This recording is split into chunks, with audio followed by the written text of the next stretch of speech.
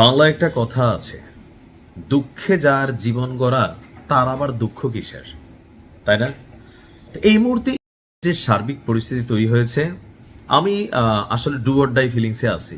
এই জন্য আমি খুব বেশি মন খারাপ করতেছি না, কেউ কি পাতা কিয়া কাল হো না হো, অর্থাৎ কালকে কি আমি মরেও যেতে পারি নিউজ করার আগে। তো যতক্ষণ আসি আপনাদেরকে মনটা একটু ভালো রাখার চেষ্টা করি। বিশেষ করে মধ্যপ্রাচ্যে বা বাংলাদেশে অনেকেই আমার ইরানের নিউজগুলো দেখেন, আমি চেষ্টা করি আপনাদেরকে আপডেট করার জন্য। তো যুদ্ধের ঠিক এই মুহূর্তে এসে, এই পরিস্থিতিতে এসে আমরা ক্যালকুলেশন করছিলাম যে এই যুদ্ধে ইরান আসলে কতটুকু পারফরম্যান্স দেখাইতে পারবে, কেননা যাদের বিরুদ্ধে লড়াই তারা খুবই শক্তিশালী একটা পক্ষ। আর এখানে ওই যে থাকে না নেকড়ে, শিয়াল, আরো কয়েকটা থাকে না কাঠকৌটা, এরকম যেগুলো আছে এগুলো কিন্তু সবাই একত্রিত হওয়া শুরু করছে। সো এটা একটু ভারী লড়াই হবে। তো আমরা যখন টেনশনে আসি, ইরান করছে কি আমাদের টেনশন দূর করে দিচ্ছে। ইরানের একটা জিনিস আছে, তেল কম ভাজা মচমচা। জিনিসটা পরীক্ষিত কখন? রাশিয়া ইউক্রেন যুদ্ধে, যখন পশ্চিমা বিশ্ব প্রকাশ্যে রাশিয়াকে হারানোর জন্য ইউক্রেনকে টাকা পয়সা মেশিনারি সব দিয়া সহযোগিতা করছে, কিন্তু পারে নাই। একটা প্রধান বিষয় ছিল ইরানের তৈরি কামিকাজে ড্রোন। তো ইরান রাশিয়ার জন্য কামিকাজে বানায়, নিজেদের জন্য কি কি বানায় রাখছে, একটা ভিডিও প্রকাশ হয়েছে। ভূগর্ভস্থ অর্থাৎ মাটির অনেক গভীরে, কেন ইরান জানে যে কোনো একদিন আজকের দিনটা আসবে, আর ওই দিন শত্রুরা উপর থেকে এই পাহাড় ধসাইয়া এগুলোর ক্ষতি করার চেষ্টা করবে।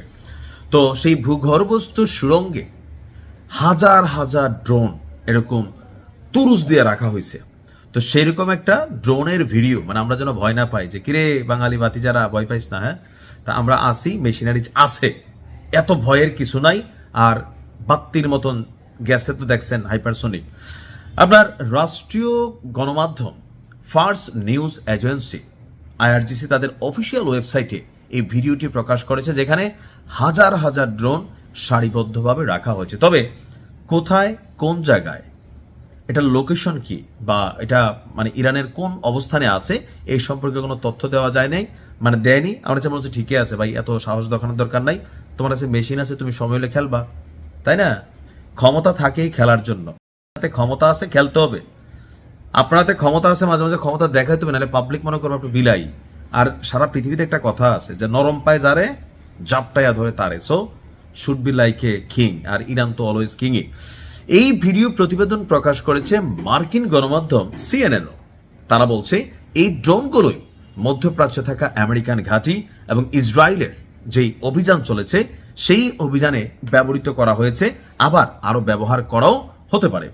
ফার্স নিউজের ভিডিওগুলোতে বলছে ড্রোনগুলো রকেট লঞ্চারের উপর স্থাপিত এবং সুড়ঙ্গের দেয়ালে ইরানের পতাকা ও প্রয়াত সর্বোচ্চ নেতা আমাদের যিনি আছেন বস শাহাদাত বরণ করেছেন তার ছবি আর যারা লিখেছে যন্ত্রণাদায়ক জবাবের অপেক্ষায় থাকো।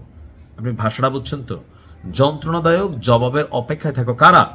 ওই শত্রুরা যারা মধ্যপ্রাচ্যের দালালি করো, যারা পশ্চিমাদের মানে গিরগিটি হিসেবে কাজ করো, ডাবাইতে চাও। আর আমার মনে দুই সেটটা বাংলাদেশি আছে, এদের জন্য মিনি মিনি এরকম পিচ্ছি পিচ্ছি যদি কিছু ড্রোন বানানো যাইতো, আমি নিজে দুই সেটটা ঠিকানা দিতাম। ভাই তোমরা এত ইরান বিরোধী কেন?